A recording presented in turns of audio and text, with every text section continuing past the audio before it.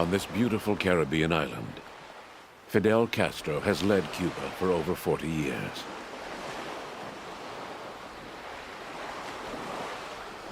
A socialist survivor in a capitalist world.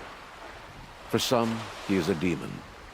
For others, a symbol of resistance and social justice.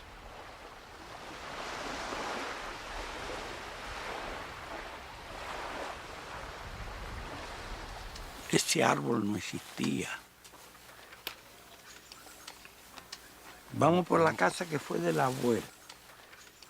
In 1996, at the age of 70, Fidel revisited his childhood home with a longtime friend, the world-famous Colombian novelist, Gabriel García Márquez. En la lengua, con la misma lengua que acababa de decirle horror y avance.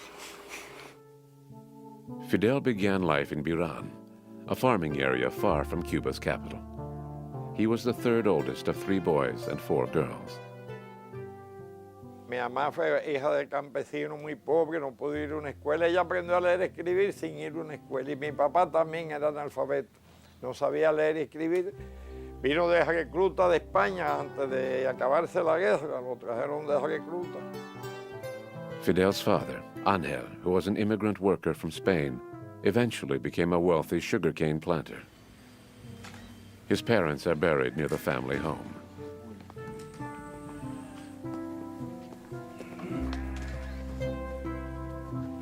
It was in this public school that Fidel first studied as a child.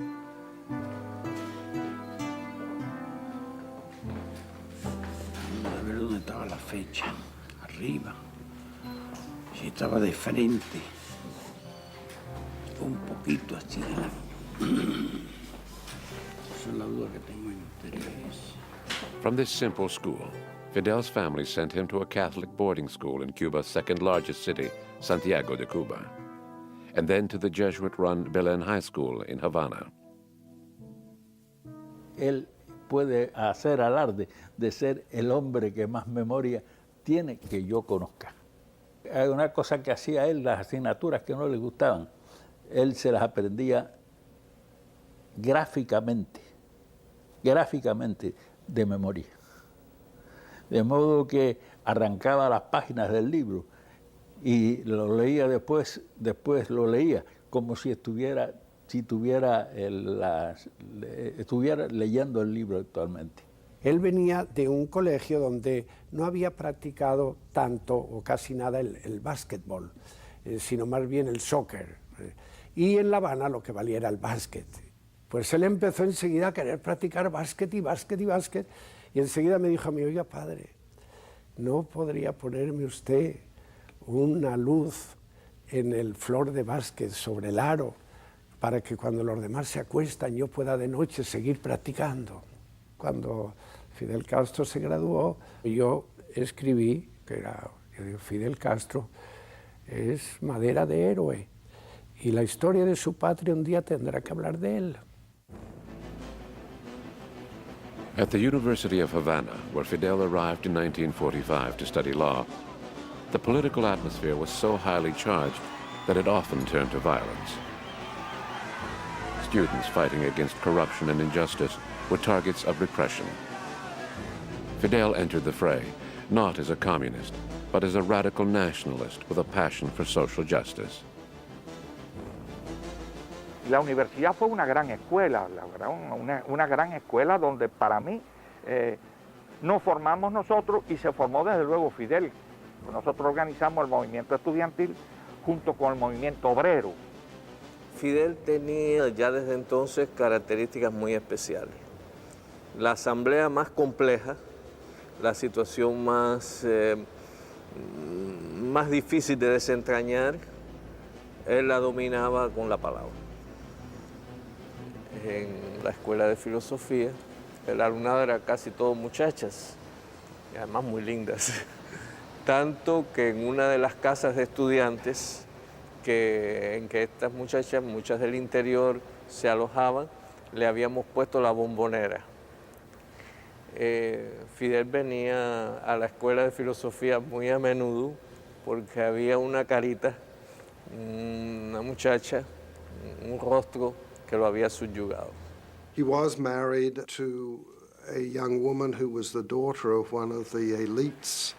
That marriage, however, only lasted 6 years because he was imprisoned for his revolutionary activities, and under considerable pressure from her family, they were divorced. He did, however, have a son from that marriage. In 1952, now a practicing lawyer, Fidel ran as a candidate for the Orthodox Party, an anti-corruption coalition. Cuba's hero of independence, José Martí, inspired the movement. The election never took place. General Batista, who had been in power before, staged a coup to prevent an Orthodox Party victory.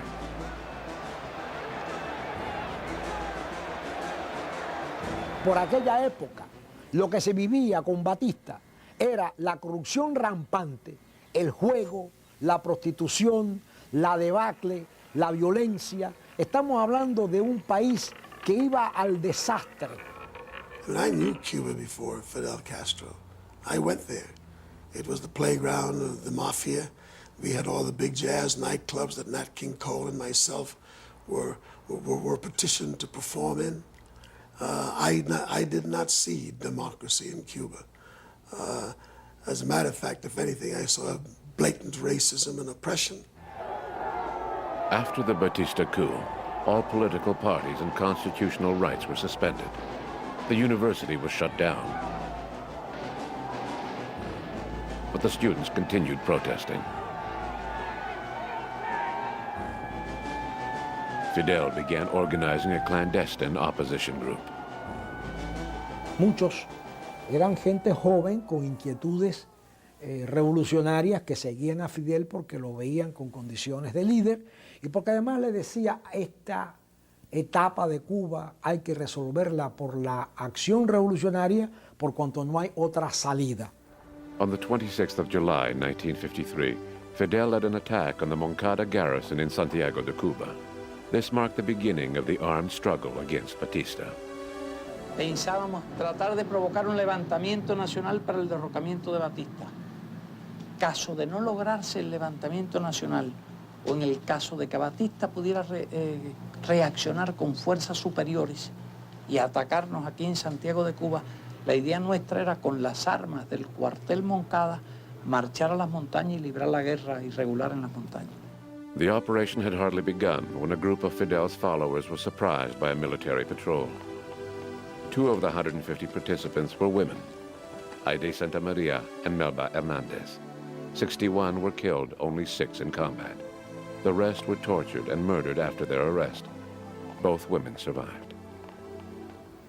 Fue muy dura, porque después cuando resultamos prisioneros y nos llevaron para el cuartel, y nos sentaron así en el piso, de allí iban sacando a los muchachos o devolviendo a los muchachos, como el caso de Gómez García, que nos los devolvieron brutalmente heridos, destrozados, sin dientes. Aquello era una cosa horrible. A mí no me gusta hablar de esto. Fidel survived thanks to a caring black officer. Then began what would become the most famous trial in Cuban history. Fidel, en su alegato, está terminando su alegato, da así en la mesa con las manos y dice, condenadme, no importa, la historia me absolverá. Eso es lo que dice Fidel. Todo el personal se queda a la expectativa, se quedan inmóviles.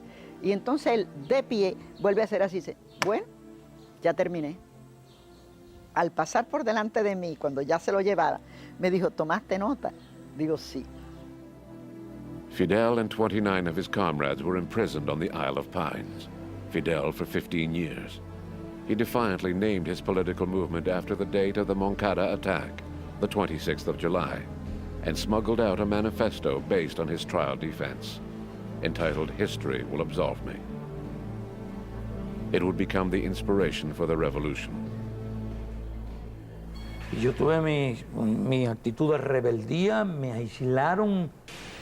Tenía todo el tiempo para leer Leía 12 horas, 14 horas, 16 horas. Y después nunca he tenido oportunidad de leer tantas horas seguidas. Fidel and his companions were freed after 2 years. Batista, giving in to popular protest, declared a general amnesty for political prisoners. 6 weeks after their release, Fidel left for Mexico, and there, with a group of followers, they planned a new attempt to overthrow the dictator. Looking for support, Fidel toured Cuban communities in the United States, in New York, New Jersey, and Florida. Many sympathizers, both rich and poor, contributed to his cause. By the following year, 1956, Fidel had assembled the nucleus of a guerrilla force and felt ready to return to Cuba. A young Argentine doctor, Ernesto Che Guevara, joined them. Los unió en primer lugar sus ideales. Hay un pequeño escrito de mi papá donde dice: me pasé toda la noche hablando con el jefe, con Fidel, y al otro día amanecí siendo miembro de su grupo, ¿no? After the legendary 12-hour meeting, Che's life became an important part of the Cuban Revolution. 82 people, including Che, set out from Mexico on the cabin cruiser Granma. An uprising in Santiago de Cuba was planned to coincide with their arrival. Horas antes de desembarco, se cayó un hombre al agua. Empezaron a buscarlo y el hombre no aparecía y gritábamos: fulanito, Roque, Roque, y no aparecía Roque, hasta que al final dice Fidel: y de aquí no nos vamos hasta que no lo salvemos. Eso conmovió a la gente y le levantó la combatividad al escuchar esa frase y decir: coño, con este hombre no hay abandonado. ¿Y lo encontraron? No hay olvidado. Sí, lo encontramos. A costa de que se echara a perder la expedición. The synchronization of the uprising and landing failed. The Batista military successfully put down the revolt in the city.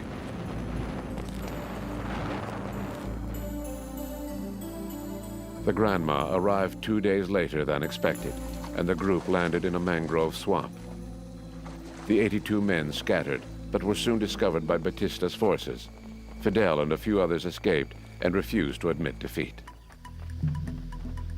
Of the original 82, only 21 managed to regroup in the Sierra Maestra Mountains.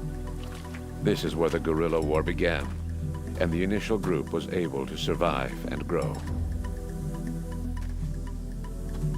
Che Guevara was the group's doctor. El primer comandante que hizo Fidel Castro en la sierra, con el consenso de todos nosotros, dijo: aquí el que ve el primer comandante es Che. Porque es el más preparado, porque conoce los caminos, porque para mí es el más estratega. Fue Che. Después fue Raúl y yo, y después Camilo, Ramirito y los demás. Después. Much of their support came from the farmers in the Sierra Maestra Mountains. Some of them joined the guerrillas and became commanders. Both men and women soon joined Fidel's guerrilla movement, and despite traditional male prejudice, a women's battalion was formed.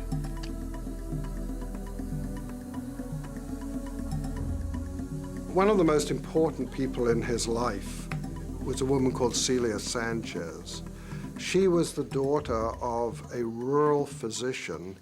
Her father had provided free health care to many of the poor, impoverished rural people in the area, and she was very much attracted to Fidel's revolutionary movement. Celia Sanchez remained at Fidel's side for 20 years and held important government posts until her death in 1980.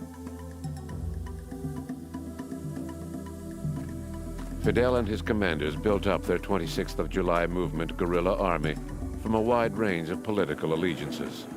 Batista's forces were trained by the United States, which also armed them with tanks, artillery, and aircraft. They threw all that force against the guerrillas in a war that lasted 2 years.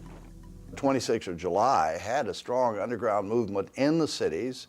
There were sabotage efforts against the Batista government and demonstrations and so forth. The Batista government reacted very strongly.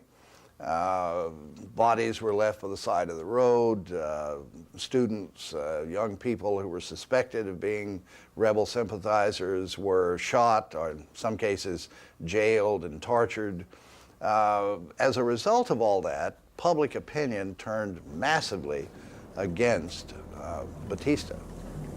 An estimated 20,000 people were murdered by government forces during the Batista dictatorship. The rebels put out leaflets and a newspaper, and by 1958 also had a radio station keeping the people informed about developments. Fidel's interviews with foreign journalists ended rumors that he had been killed. Aware of the importance of the media, he made sure he was accessible to the press, even in English. Our political philosophy is representative democracy and social justice in a well-planned economy. Muchas de las cosas que hicimos están por encima de lo que nos imaginábamos en aquella época incluso. Y algunas cosas de las ocurridas han sido más difíciles también y más duras de las que nos imaginábamos en aquella época.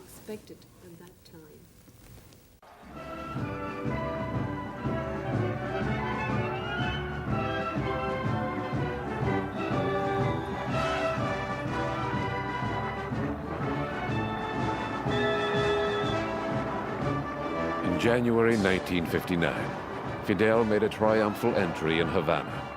It had taken 25 months to defeat Batista. With victory achieved, Fidel sought to make Cuba a united and independent nation.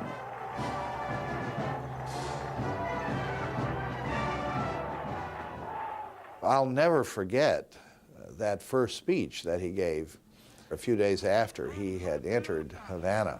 I was watching on television, but they released a flight of doves, a symbol of peace. But one of the doves fluttered up into the air and landed on his shoulder. There was a gasp because the pigeon was the messenger of Oshun sent to indicate the anointed one. Todo el mundo se emocionó. Este es un pueblo que en los años aquellos era muy creyente. El otro era más de sincretismo, ¿no? Más de las cosas africanas, las palomas, el pato. Ya a partir de allí, la gente pensaba que Fidel era el enviado de Cristo aquí, ¿viste?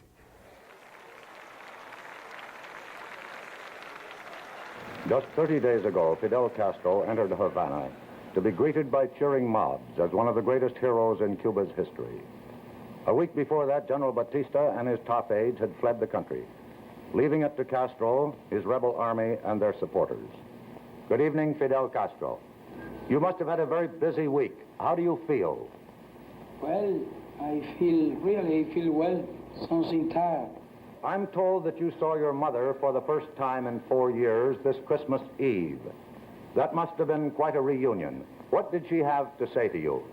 She began to cry at the beginning, and that in several minutes she could not tell any word to me. Fidelito. Hello, Fidel Jr. Hi. That's a very good-looking puppy you have there. Is he yours? No, it's somebody gave it to my father for a present. Uh-huh. When do you think you'll be visiting us again? Oh, well, I should lie. I think when I have a chance. Well, will that be with the beard or without it? Well, it's possible if I go soon to the United States with the beard. Because I am not thinking now to cut my beard. Because I am accustomed to my beard. And my beard means many things to my country. When we have fulfilled our promise of good government, I will cut my beard. The first people who left, I mean, first days after the revolution, by and large, were Batista supporters and members of the Batista government. Batista fled the island New Year's Eve of 1959, and many of his supporters followed immediately thereafter. Those accused of murder and torture who didn't flee the country were brought to trial. The trials, however, were criticized in the U.S. media. I was following on television the revolutionary trials that began right away, which were the beginnings of the problems with the United States. In fact, a lot of the CIA's people, or some of them at least, were on trial for having been murderers and torturers of Batista.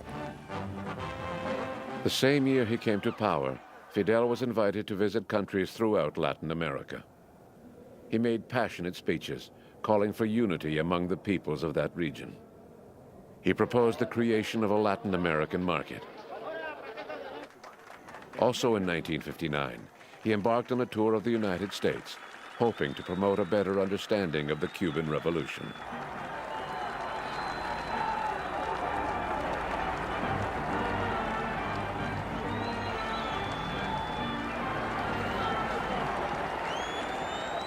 Did you ask for any economic assistance? Not here. You in the United States are accustomed to see government coming for money. Not. I came for good relations, for good understanding, for good economical relations. We are now poor country, but in a rich, poor people, but in a rich country. What we want is to work in our rich country. Vice President Nixon was sent to meet the new Cuban leader after President Eisenhower refused to see him. Nixon later wrote a memo describing Fidel as a communist who should be overthrown. Cuba is an obsession with American leaders, and it really doesn't matter whether they're Democrats or Republicans. It's almost a psychosis. The United States is simply incapable of dealing rationally with Castro.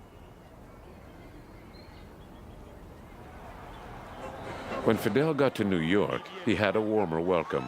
Rodeado por la multitud, apretujado por el entusiasmo de miles y miles de personas, entra en la estación Pensilvania de Nueva York un joven abogado, alto y barbudo, que sabe hablar un idioma sencillo y valiente, y que viste el uniforme de comandante del ejército rebelde cubano.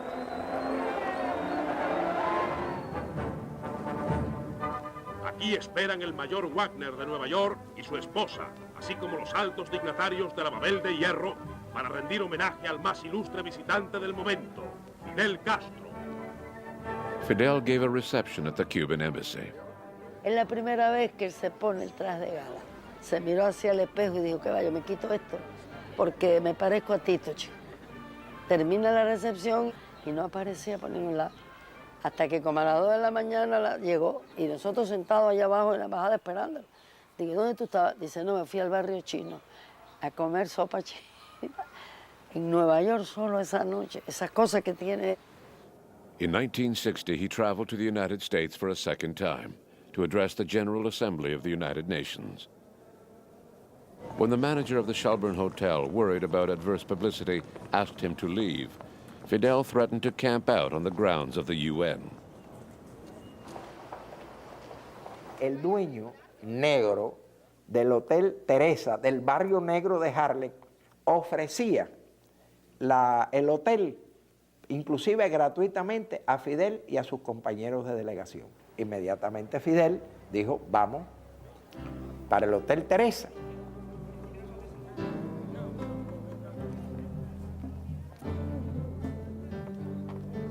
At the Hotel Teresa, world leaders visited him.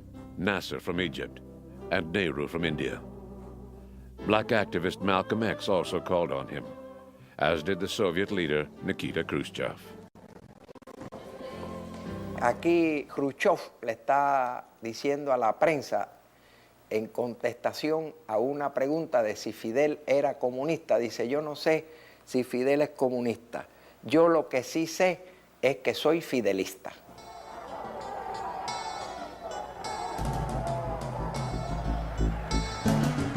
On his return to Cuba, the first priority of Fidel's revolution was the redistribution of land through the Agrarian Reform Act.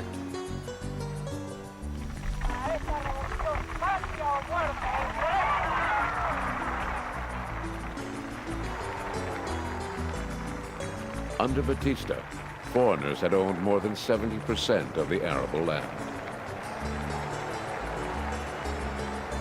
Most of the sugar industry was in U.S. hands. At first, quite modest land expropriations were proposed. They even included land owned by Fidel's family. Fidel quería que fuera la primera. Mi padre decía, tengo un hijo estudiando para abogado para que le defienda los intereses. Y bueno, pues mire, el abogado fue el que firmó la ley de reforma agraria. Besides land redistribution, the reform included health care, education, housing, and road building in rural zones. Ya que nuestra reforma agraria afectó intereses de grandes compañías norteamericanas. A nosotros nos hacían la guerra por hacer la reforma agraria y en cambio después Kennedy estaba promoviendo la reforma agraria en América Latina para evitar revoluciones radicales.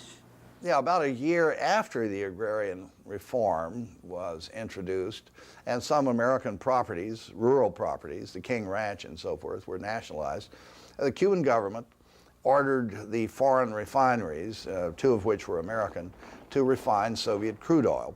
I think their first inclination was to do it, but they were encouraged by the U.S. Treasury Department not to. So they refused. They would not refine the Soviet crude. The Cuban government then nationalized those refineries, the oil companies in Cuba. The United States retaliated for that by cutting off the Cuban sugar quota, and Cuba then retaliated for that by nationalizing all U.S. properties in Cuba. And in October of 1960, the United States imposed the embargo against Cuba. So it was sort of one step led to another. Cuando Fidel lee el decreto más importante de la Revolución Cubana, en su afán de controlarlo todo, la emoción de Fidel es tanta que Fidel enmudece, pierde la voz. Y aquello fue una expectación tremenda porque era ante las cámaras nacionales e internacionales y Fidel mudo delante del micrófono. Y entonces Raúl, inesperadamente, toma el micrófono y continúa leyendo el decreto de expropiación de las grandes compañías norteamericanas en Cuba. Porque se ha ido una voz por un momento, pero ahí está él y estará.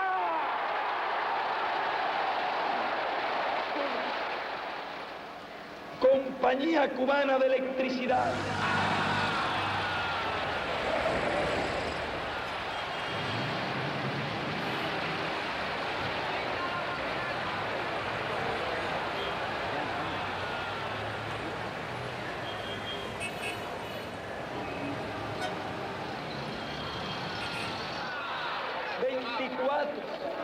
United Fruit Company.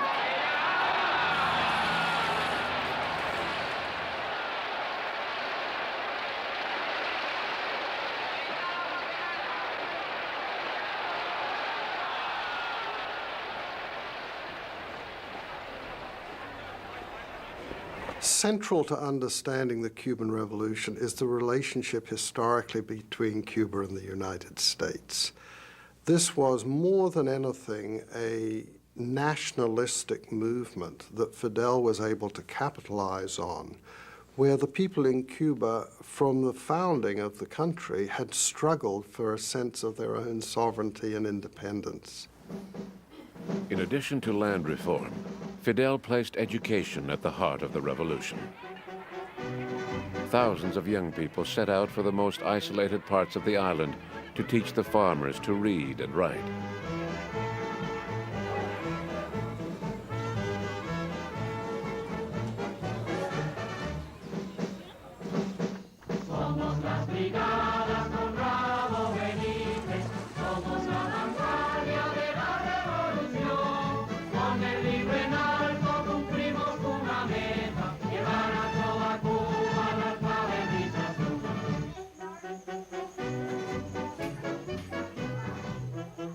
1961 was declared the year of education.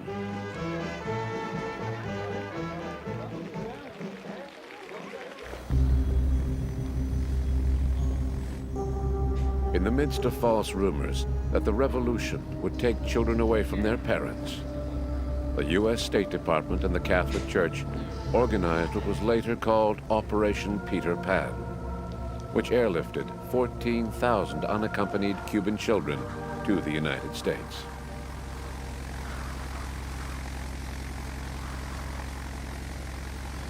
At the same time, other Cubans left for the United States and joined the exile community. The CIA began to plan the assassination of Fidel and Raul and Che, whatever leadership they could get, but especially Fidel, so as to demoralize the Cuban people and make the Bay of Pigs invasion more likely to be successful. In 1961, John Kennedy inherited the invasion plans from Eisenhower. He allowed it to go ahead, but vetoed the use of U.S. combat forces.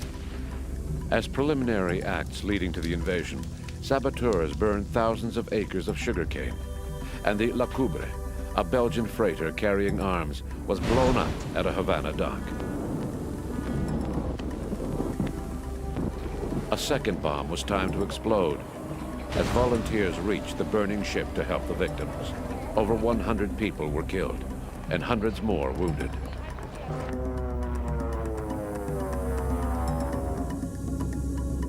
Moreover, exiled Cuban pilots flying American planes painted with Cuban insignia bombed 2 airports, killing a number of civilians.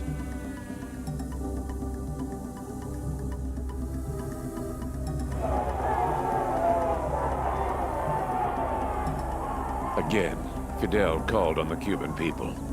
On April 16, 1961, in a dramatic speech following the funeral of those who had been killed, he made one of the most important declarations in Cuban history. Primero que empieza a preguntar, ¿están de acuerdo con la reforma urbana? Y entonces los de adelante se ven todos levantando el rifle y todo el pueblo atrás, ¿no? Entonces sí, todo el mundo levanta. ¿Están de acuerdo con la reforma urbana? ¿Están de acuerdo con la reforma de la enseñanza? ¿Están de acuerdo, bueno, con toda la revolución que se ha hecho en la enseñanza, en la salud? Sí, sí, sí. Entonces dice, esto que hemos hecho se llama socialismo. Y que esa revolución socialista la defendemos con esos fusiles.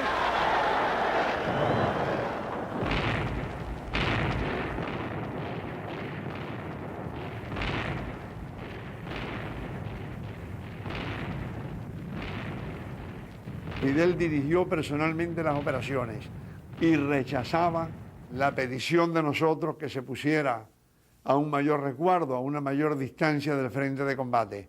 The Bay of Pigs invasion, which was launched from Nicaragua, ended in disaster. The forces directed by the United States met with intense, unexpected Cuban resistance, and the battle ended in 72 hours.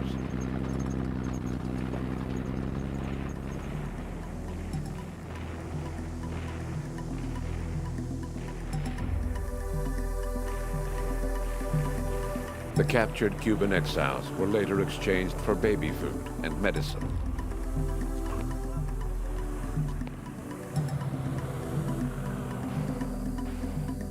In the mountainous regions, opposition groups financed by the CIA formed pockets of resistance against the revolution, but they were eventually overcome. The overt war against the country became a covert war against the man.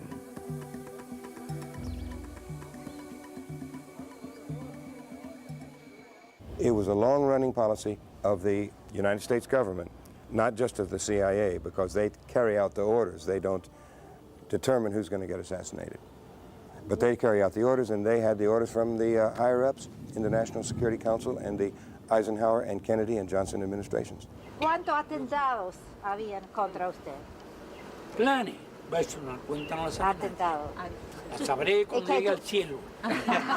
La CIA aparece todos los atentados de Fidel, con fusiles, embatidos con arsénico, en cigarro, en pelo, en no sé cuántas cosas. Siempre está protegido con su traje. ¿Cuál traje? Wetsuit. Sé que todo el mundo dice que usted tiene un chaleco a prueba de balas. No. Voy a desembarcar así en Nueva York. I will land in New York like this. Tengo un I will chaleco. land in New York like this. Tengo un chaleco moral. I have a moral one. A moral vest. Qué fuerte. It's strong. Ese me ha protegido siempre. That one has protected me always. Es uno de los más han intentado matar, la verdad. Pero parece que tiene 7 vidas como el gato. Porque siempre está parado. And there's the fact that they haven't been able to kill him. I mean, that must really be upsetting, that they have not been able to kill this man who has persisted in being exactly who he is for all of these years against the mightiest power on the earth. It's quite phenomenal. Faced with this massive hostility from the U.S., the giant, the Colossus to the north, who is he going to turn to protect his revolution? Sweden? India? There was only one other power on the globe that could provide any promise that that revolution perhaps could survive and last, and that was the Soviet Union. Cuba threw in its lot with the Soviet Union. 1 year later, Khrushchev came up with a plan to install Soviet missiles on Cuban soil. Luego los cohetes lograban el doble propósito, fortalecer el poderío del campo socialista y también disuadir a los Estados Unidos de un ataque a Cuba porque devendría en una guerra nuclear. Castro reluctantly agreed to accept the missiles, but then he said, at least if you're going to deliver the missiles, make it a public act. But Khrushchev thought he could do it clandestinely and it would spring it on the Americans. U.S. spy planes discovered the missiles, which brought the Soviet Union and the United States to the brink of nuclear war. The crisis ended when the president's brother, Robert Kennedy, negotiated a secret deal with Khrushchev. The Soviet Union would remove the missiles if the United States withdrew its missiles from Turkey, and later promised not to invade Cuba. When Khrushchev then took the missiles out without the courtesy of notifying Castro or consulting with him, Castro was furious. To mend relations between the two countries, Fidel was invited to visit the Soviet Union. His personal friendship with Khrushchev was also restored.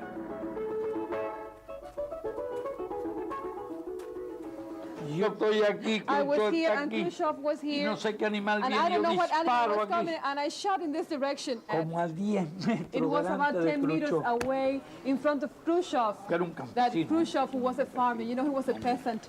Sí, me recuerdo nada más. I just remember Khrushchev that se- Khrushchev did like this. Como diciendo que, Saying, what kind of man have I de la que brought me he here? salvado. ¿Y sabe lo que me quedo I yo hardly pensando? saved my life. And you know what crossed my mind at that moment? ¿Y qué pasa si en una cacería, What de- will happen if in one of these hunting en un accidente de- adventures, if in an accident, yo le doy un tiro a I Khrushchev? kill Khrushchev? Oh my God. ¿Usted se imagina? You can imagine what would have happened?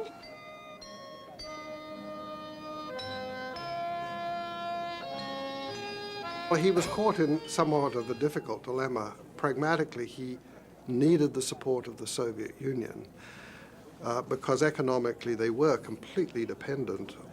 So he then constructed a relationship with the Soviet Union where he was constantly looking for ways to assert independence from the Soviets, particularly in the foreign policy arena.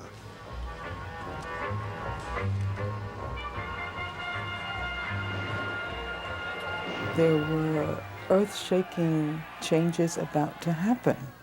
And Fidel's ability to give expression to those historical changes allowed him to emerge as the sort of representative of the possibility of third world countries, you know, moving away from the capitalist orbit toward a different kind of future.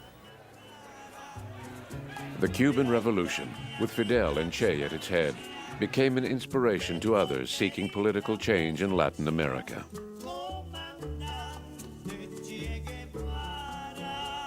Ahora sí, la historia tendrá que contar con los pobres de América, con los explotados y vilipendiados de América Latina que han decidido empezar a escribir ellos mismos para siempre su historia.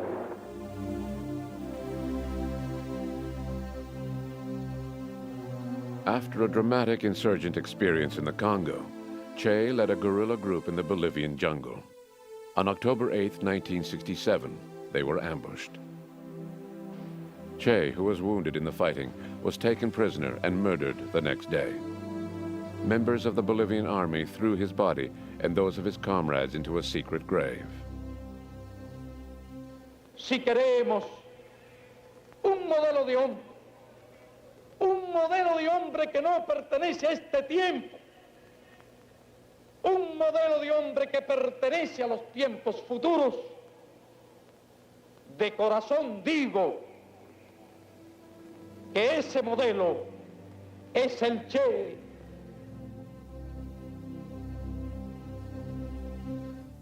Fidel continued to support struggles all over the world. Queremos brindarle al pueblo de Vietnam nuestra más decidida solidaridad y apoyo. In Vietnam, where Ho Chi Minh led a popular liberation movement, Cuba sent sugar, rice, and blood donations, and trained doctors, engineers, teachers, and agricultural workers.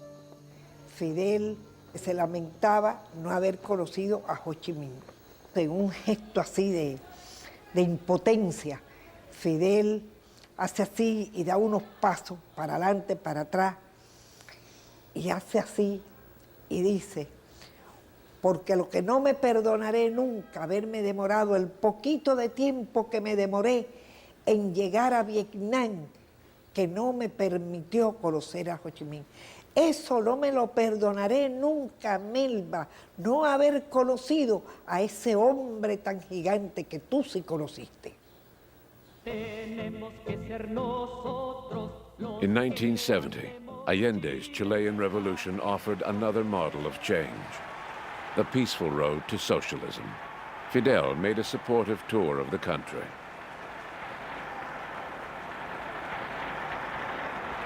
En Chile está ocurriendo un proceso único, insólito. Es un proceso revolucionario donde los revolucionarios tratan de llevar adelante los cambios pacíficamente. Al pueblo chileno que siempre estuvo y estará junto al pueblo de Cuba y a su proceso revolucionario. For the United States, the Chilean road to socialism was no more acceptable than the Cuban one. In 1973, the CIA backed a coup by General Pinochet, which led to President Allende's violent death.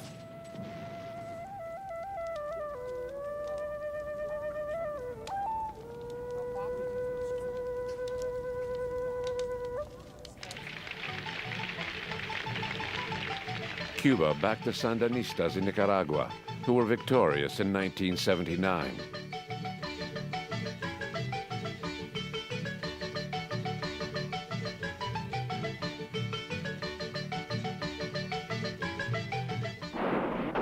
The assassination of his friend Maurice Bishop in Grenada was a great blow to Fidel. Internal divisions in Grenada opened the way for the United States to invade. Cuban construction workers were caught in the middle, and some were killed and wounded.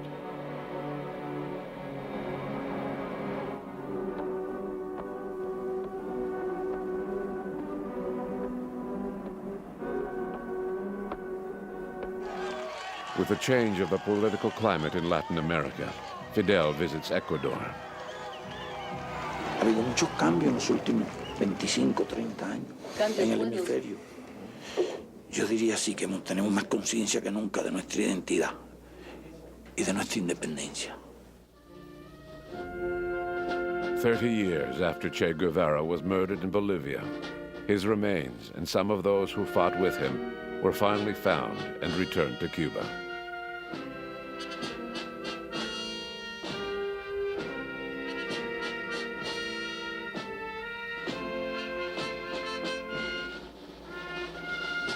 Their families were at the airport. Che's daughter, who was 5 years old when he left, and the man with whom he is always identified, paid tribute to him and his guerrilla comrades. Hace más de 30 años, nuestros padres se despidieron de nosotros. Partieron para continuar los ideales de Bolívar, de Martí, un continente unido e independiente. No volvimos a verlos. En esa época, la mayoría de nosotros éramos muy pequeños. Ahora somos hombres y mujeres, vivimos, quizás por primera vez, momentos de mucho dolor, de intensa pena. Hoy llegan a nosotros sus restos, pero no llegan vencidos. Vienen convertidos en héroes, eternamente jóvenes, valientes, fuertes, audaces. Nadie puede quitarnos eso. Siempre estarán vivos junto a sus hijos, en su pueblo. Hasta la victoria siempre, patria o muerte.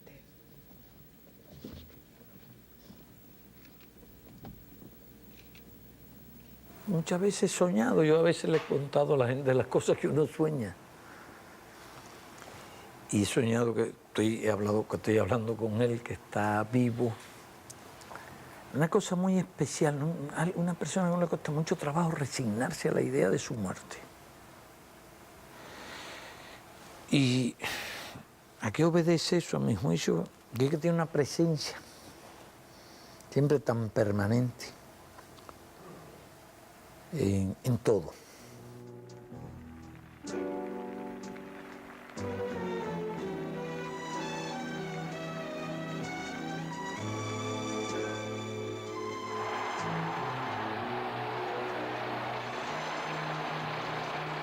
If I was writing history, I would write about the way in which Fidel, as the leader of one of the smallest countries in the world, helped to shape the destinies of millions of people across the globe.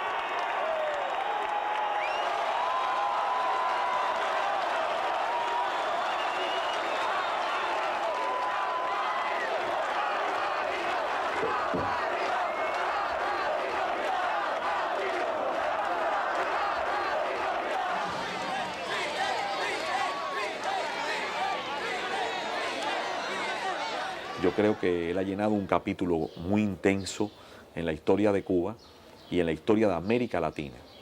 Durante este tiempo, él condujo a Cuba a ser como la conciencia crítica en este continente.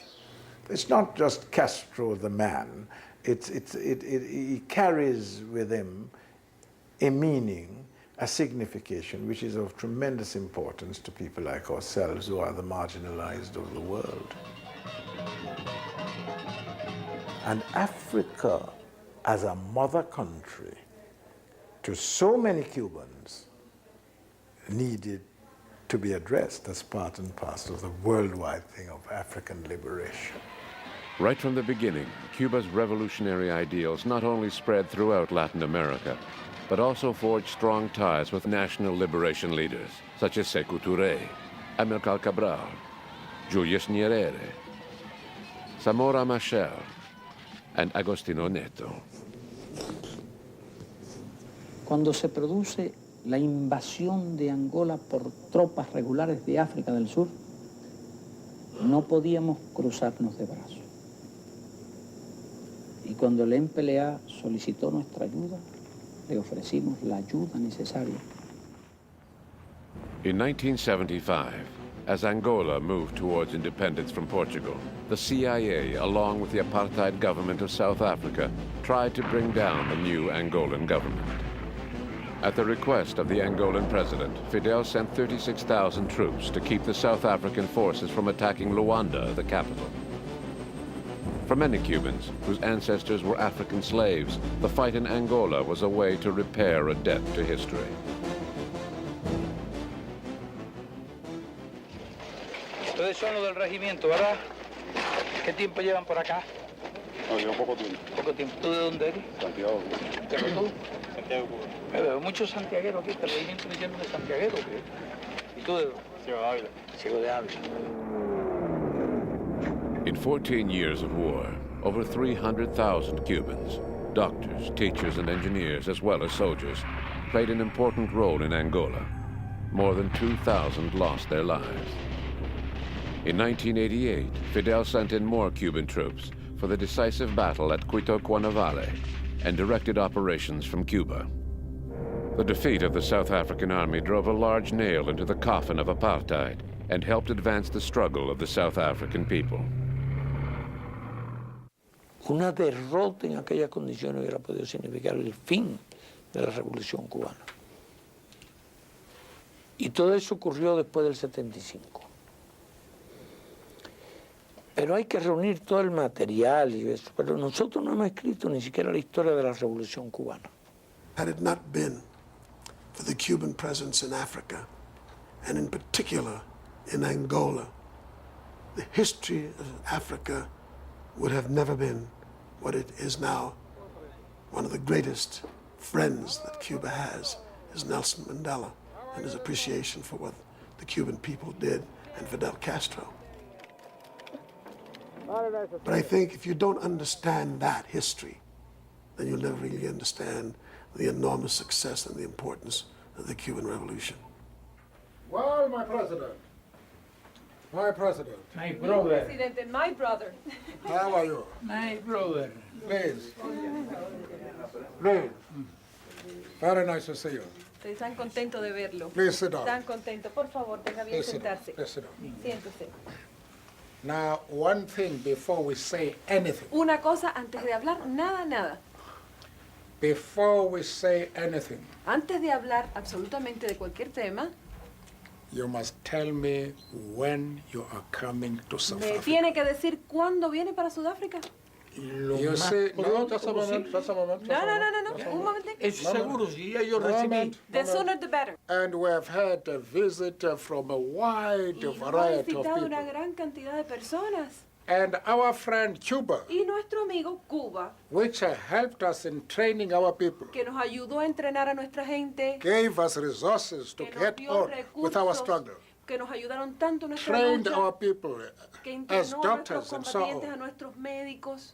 You have not come to our country. Cuba no ha venido a visitarnos, usted no ha ido a visitarnos. When are you coming? ¿Cuándo viene? No he visitado a mi patria I surafricana. haven't visited my South African homeland La yet. quiero como una patria. I love it as a Quiero por él homeland. y por el pueblo. I love it as a homeland as de I love Sudáfrica. you and the When South African are you people. coming to South Pero Africa? ¿cuándo viene When? Sudáfrica? Creo que va a tener que ser hoy mismo. Va a I tener think it que will have to be today. I will have to fly back with you. No, you are very Él soon. se va a las 10. You are leaving at 10, so we are catching the plane together. Soon afterwards, Fidel did go to South Africa and on his way stop off in Namibia, where he was greeted by Sam Nujoma, the nation's leader. Welcome to the Republic of Namibia, Bienvenido a la República de Namibia. the country which you helped to liberate, to be liberated.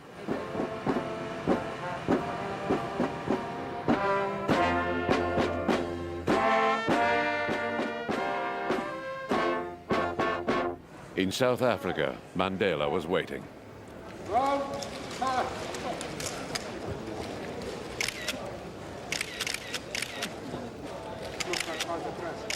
Fidel was invited to address the South African Parliament.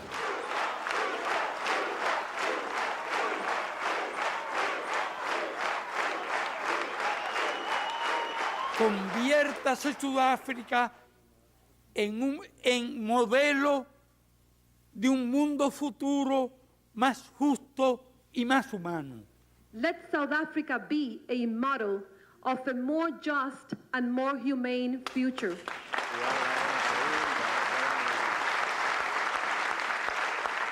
Si ustedes pueden, todos podemos. If you can do it, we will all be able to do it.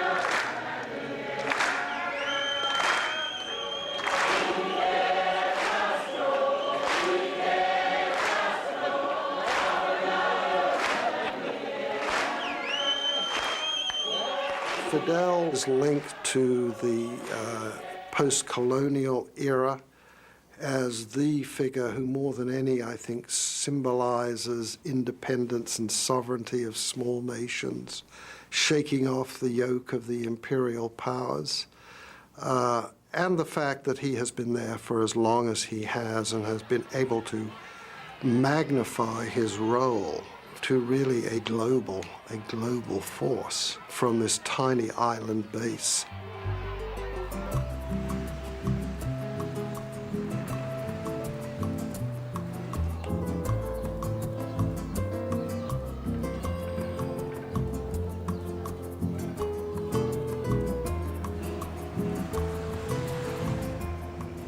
It is easy to build a nation. It is far more difficult to shape a society.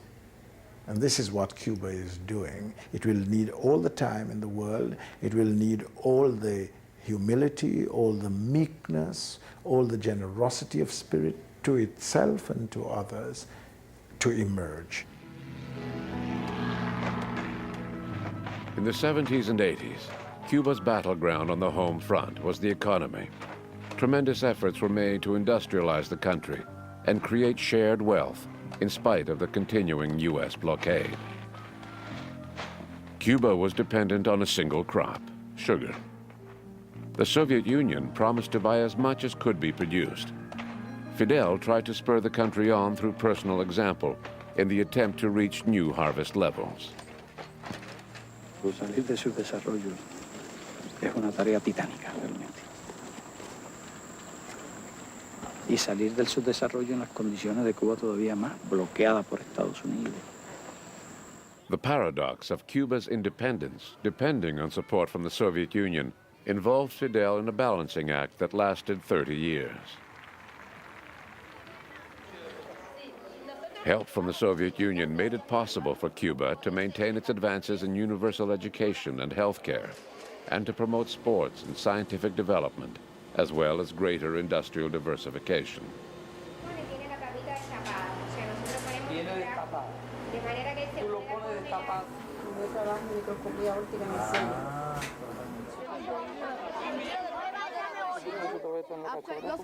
The government of Fidel Castro has shown a world that is teeming with billions of impoverished people that it is possible for a very poor country emerging from sickness and ignorance and corruption and poverty of a Batista regime to, within a few short years, educate all of its children, to create a system of education that is comprehensive, that reaches the entire society, that abolishes illiteracy, that is capable of export to other countries to help them learn to read and write and grow and know. By the mid-1980s, Fidel began to perceive problems in the economy and industry. Supplies of goods became sporadic, and there was growing corruption. The Cuban dream of an egalitarian society was in danger.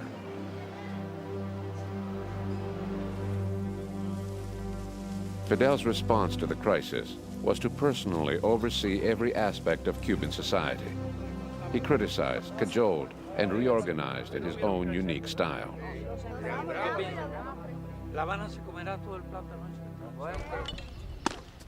Even during the most difficult crises, Fidel has always emphasized the development of sports. Cuba now ranks among the top 10 countries in Olympic medals.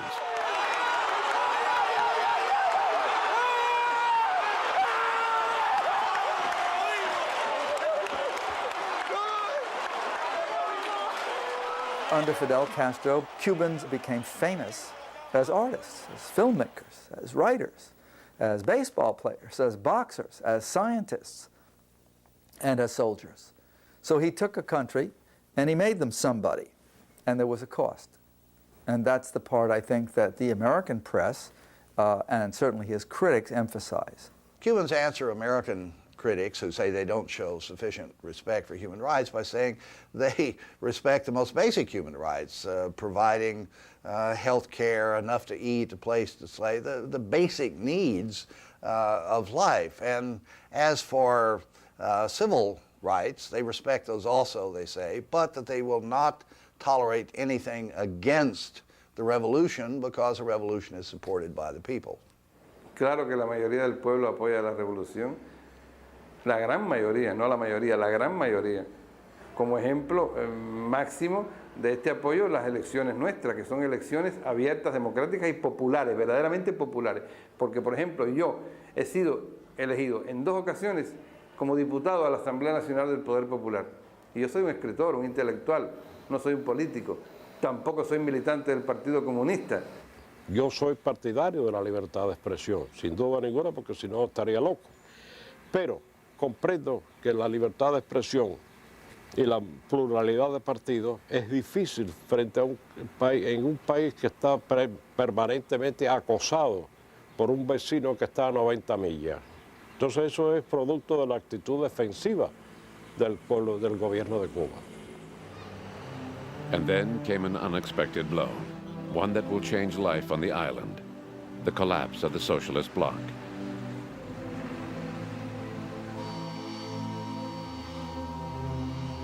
Gorbachev had traveled to Cuba in 1989 to sign new trade agreements, but within months the Soviet system had collapsed and the agreements were worthless. Fidel's revolution now faced its toughest challenge since the early days in the Sierra Maestra. Within 2 years of the collapse, the so-called special period, severe rationing was introduced. Fuel became scarce. Export earnings fell by 60% and imports by 70%. Productivity ground to a near standstill for want of raw materials, and many factories were closed. Some chose to leave.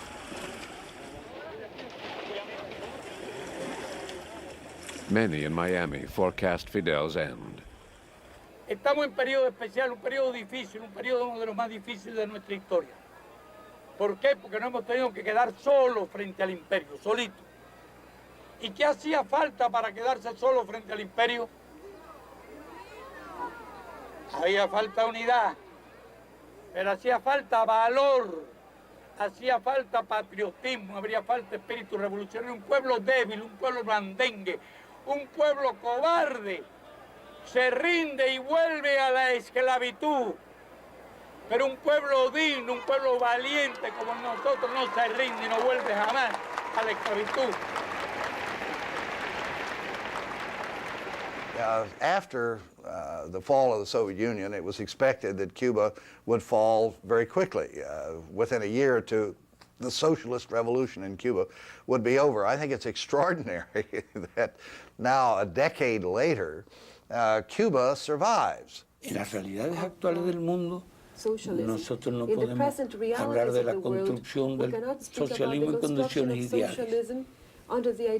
Pero todas las conquistas sociales alcanzadas por el socialismo en nuestro país las defenderemos.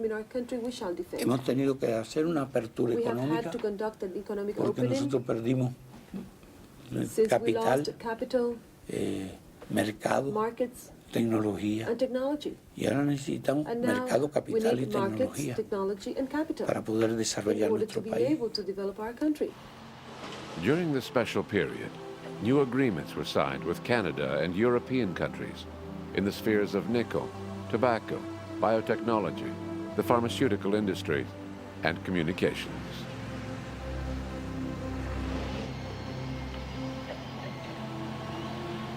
Tourism was given a big boost, and a wave of hotel building began. Fidel oversaw important tourism projects, checking many details personally.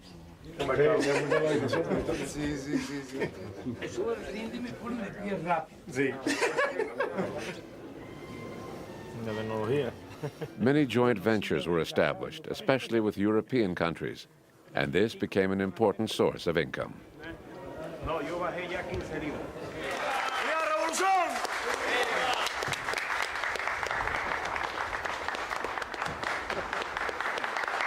Por muchos años, padre.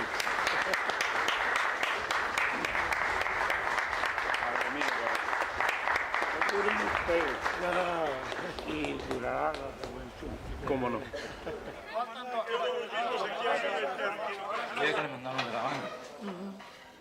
Cubans know little about Fidel's personal life. It is said that he has 8 children and 8 grandchildren and has been married for over 30 years. Primero llevamos una vida de revolucionario, Our life has been the life of a revolutionary desde muy temprano. from our very early No stages son of las our condiciones ideales life. I mean, those are not the ideal conditions para el clima familiar. for a family life. En segundo lugar, Secondly, siempre fui opuesto I was always opposed. a mezclar I have always been opposed la política to mixing politics con los problemas íntimos with personales. private life. Y en ese sentido me he reservado una libertad total. Preserve for myself total freedom. Hay poca gente en el mundo que se ha podido reservar esa libertad. Most politicians would not wish to discuss their personal lives. It's their business. It's their private business. They don't have the luxury that Castro does simply to say no. One of Fidel's closest friends is Nobel Prize winner Gabriel García Márquez. Realmente lo que consolidó esa amistad fueron los libros. Y descubrí que es tan buen lector que yo antes de publicar un libro le traigo los originales. Es como si fuera un editor, la palabra esa que tienen los un editor de libros. Señala contradicciones, anacronismos, inconsecuencias que se le pasan a los profesionales, porque es un lector muy minucioso y además muy constante y le rinde mucho la lectura. Es que lee siempre. En el carro tiene una luz para poder leer, sobre todo en la época en que hacía grandes viajes de noche en automóvil, siempre iba leyendo. Mido 10 metros de alto. For over 40 years, the world has known Fidel dressed in military fatigues.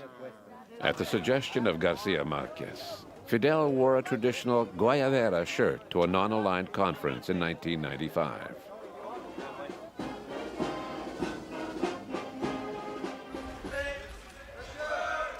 He also began wearing business suits the same year.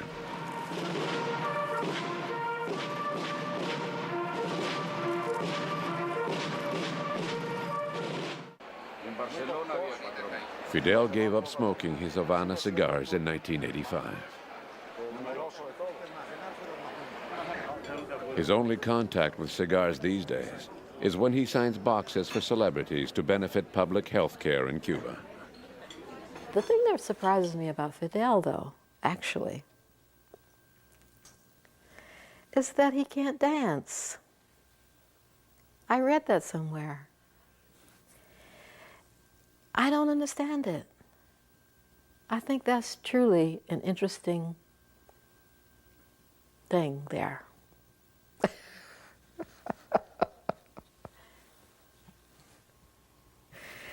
And he can't sing either. Oh, gosh, well, good thing he's got all those other good qualities.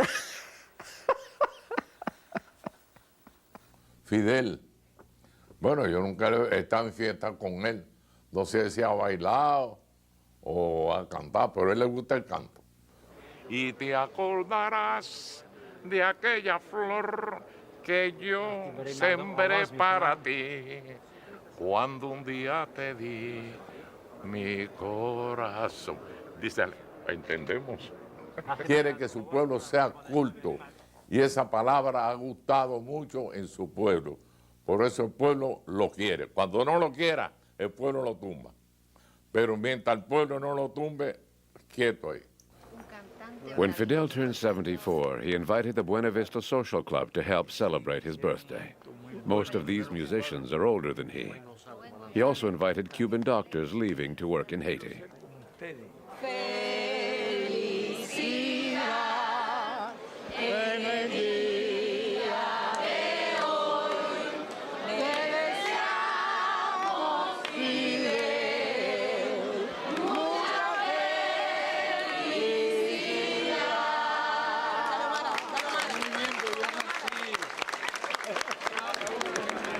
¿Cómo me divierto yo? Tengo buena Salud, por cierto.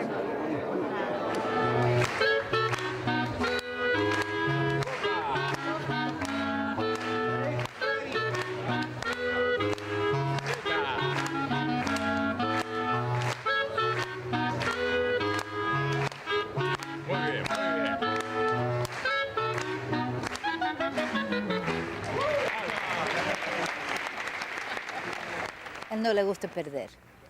Una noche estábamos de pesca y había un amigo que estaba pescando más que Fidel.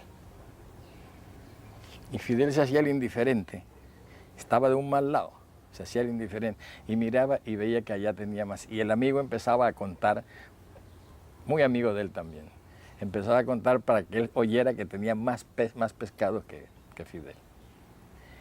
Y hubo un momento que fui y le dije al amigo, mira, no sigas pescando, porque mientras tengas más que Fidel no nos iremos nunca de aquí, y son las 4 de la madrugada. Al fin se empeñó, le pasó una racha de buena suerte, y cuando tuvo un pescado más que este, dijo, bueno, nos vamos porque son las 5. Sí, no puedo poner la mandíbula porque está muy fuerte todavía. Ahora, él abre. You open your hand. Entonces, para la foto... No, for the photograph.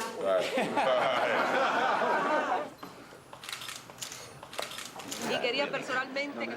Fidel has always maintained relations with important people from many parts of the world.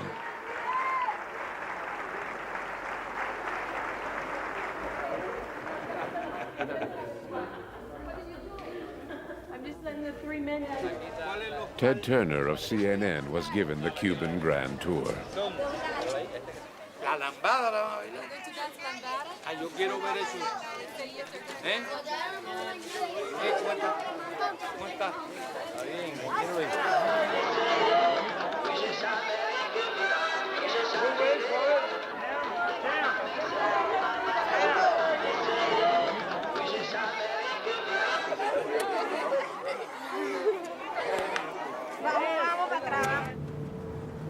Not even Fidel and Ted Turner are spared the rigors of the special period, where fuel is scarce and vehicles refuse to start.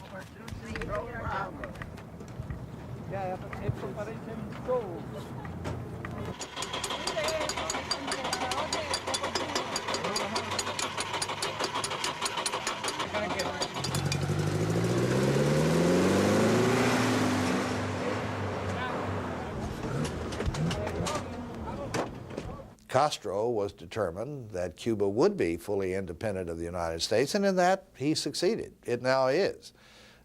In fact, I would say that Cuba now, for the first time in its history, is completely independent. No longer a Spanish colony, no longer a protectorate of the United States, no longer a client state of the Soviet Union. It is on its own.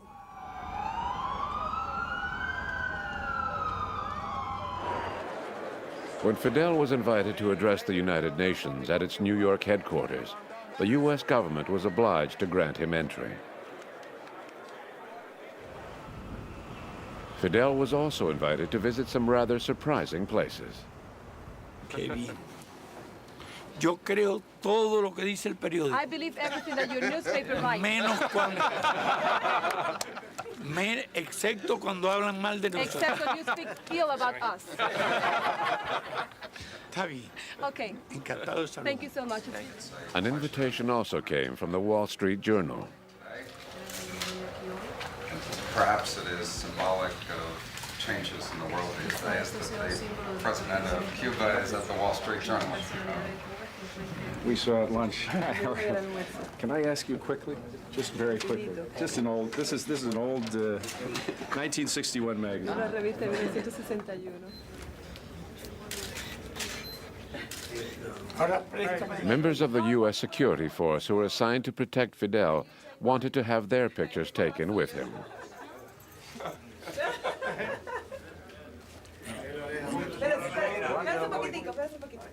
You know, women are very okay. Meticulous, yes.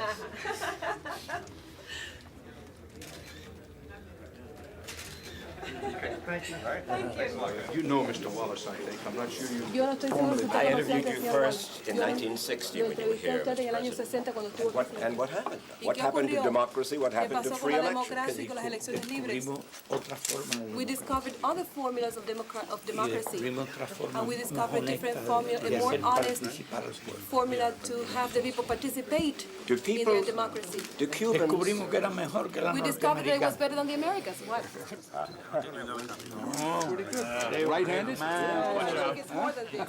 Hay distintos estilos. There are different styles, you know. Para darle a él, para darle a él que me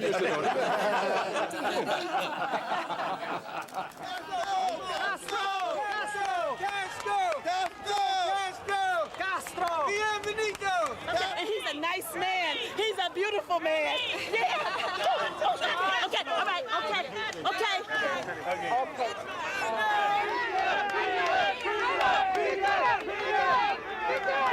Es un mensaje para el pueblo de Harlem. dejarle mi eterno cariño por lo que hicieron por nosotros aquella vez, hace 35 años, cuando no teníamos dónde parar en Nueva York. Ellos me recibieron en este hotel, no se puede olvidar nunca. In Harlem, the historical memory of Fidel having met in the Teresa Hotel with Malcolm is still so much a part of Harlem culture that when I heard that he was planning to visit Harlem, I said, no matter where I am, anywhere in the country, anywhere in the world, I will definitely try to be in Harlem. Welcome to the Abyssinian Baptist Church, where we believe in truth and in justice and equality, and where we join with you in saying, Cuba yes, blockade no. God bless you.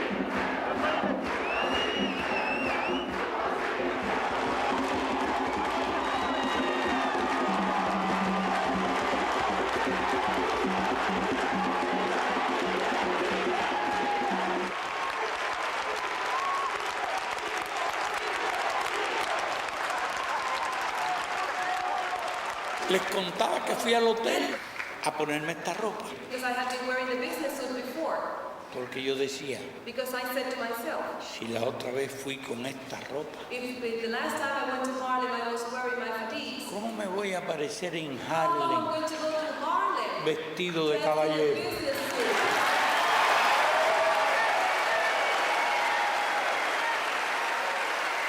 Y nuevos movimientos de masa que se están formando con tremenda fuerza.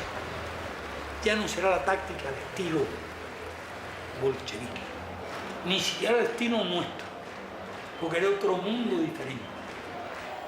Estamos pasando de una etapa en que las armas podían resolver a otra etapa en que la conciencia de las masas, las necesidades de la historia y las ideas son las que van a hacer cambiar al mundo. In 1998, it was announced that the Pope would make his first visit to Cuba. Fidel escorts an advance party from the Vatican on a tour of his office. Son personas conocidas.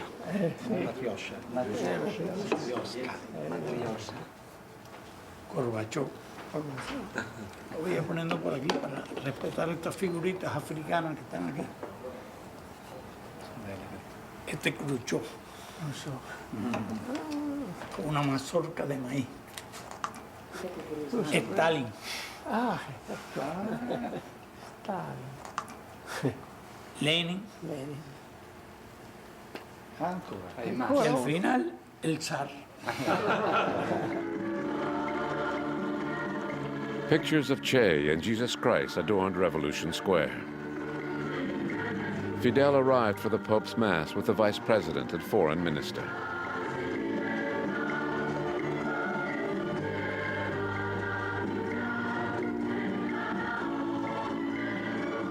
During the Pope's visit, the Cuban government facilitated contacts with the people.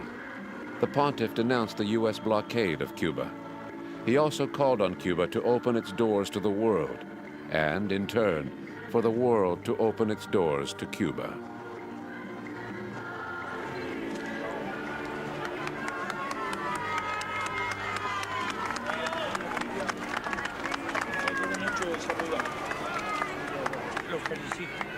While the Vatican called for an end to the blockade and the United Nations repeatedly voted for the U.S. blockade of Cuba to be lifted, anti-Castro forces in the U.S. Congress continue to tighten the economic screws.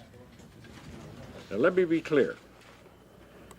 Whether Mr. Castro leaves Cuba in a vertical position or a horizontal position doesn't matter to me.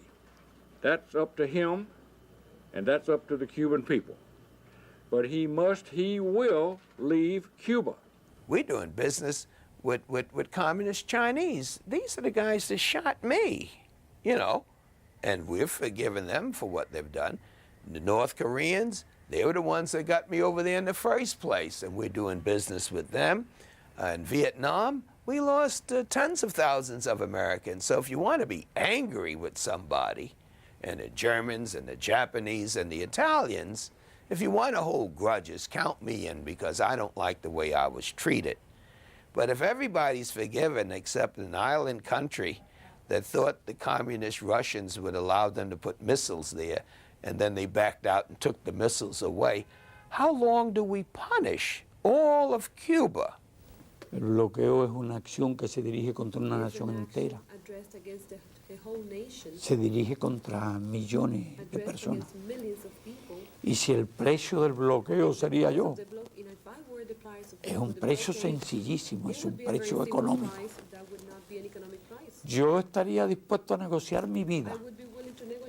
Lo que no estaría dispuesto a negociar la revolución, a negociar el socialismo, a negociar los principios. The Miami Cuban community has agitated for U.S. opposition to Fidel ever since the revolution and continues to demonize him. No hay que olvidar que todos los medios de comunicación en Miami, radio, prensa, periódicos, diariamente están y durante años han estado alimentando al público común de Miami con noticias falsas sobre Cuba. Hay un volumen de noticias falsas, ¿verdad?, donde la gente llega a imaginarse como a Cuba como una prisión gigantesca. The momentum towards greater engagement with Cuba was spurred by the Elian Gonzalez episode because Americans saw that our policy, in fact, was controlled by this little group of hardline exiles down in Miami, responding to their own views and interests, and not to the interest of the nation, not to the interest of the United States as a whole. What caused the conflict between Miami and Havana to hit front pages all over the world was the saga of Elian Gonzalez, a 6-year-old boy.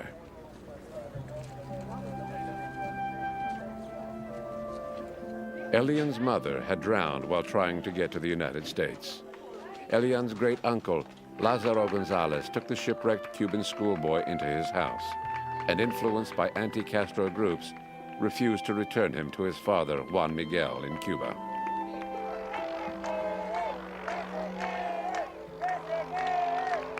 This little boy became a cause for Miami's anti-Castro exile community. But the vast majority of the American people favored Elian's return to his father.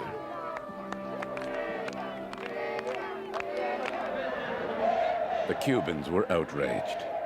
The people quickly took up Elian's cause, demanding that the boy be returned to his father, Juan Miguel.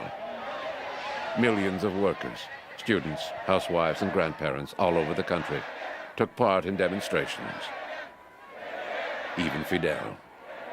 This issue united the country more than any other since the revolution. Juan Miguel and his immediate family traveled to Washington after the U.S. courts ruled in their favor. Fidel was there to see him off.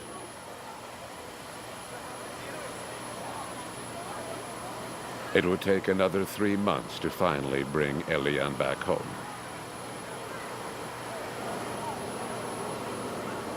En el caso específico de Fidel, entramos dentro de su familia con este sufrimiento y se sintió como uno más de la familia, sufrió con todo esto y imagínese, inclusive lo dijo de que había sido uno de los momentos más emocionantes cuando nos vio llegar aquí.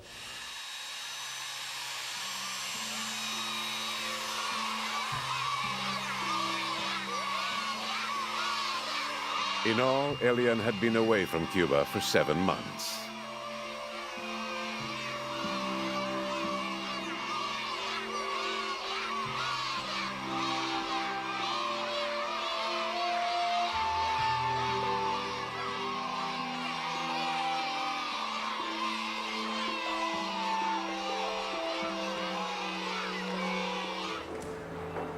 Fidel, a pesar de que sentía un gran deseo de conocerlo, de poder ver a Elian, esperó hasta que el niño cursara su primer grado. Fidel le trajo de regalo un libro de la Edad de Oro y una caja de bombón. Que tú has terminado el primer grado. Muchas felicidades. Así que tú no te vayas a comer esto y gastar eso. Fidel le dijo a Elian, no te vayas a equivocar y te vayas a leer la caja de bombón y comerte el libro. Y ya con esto.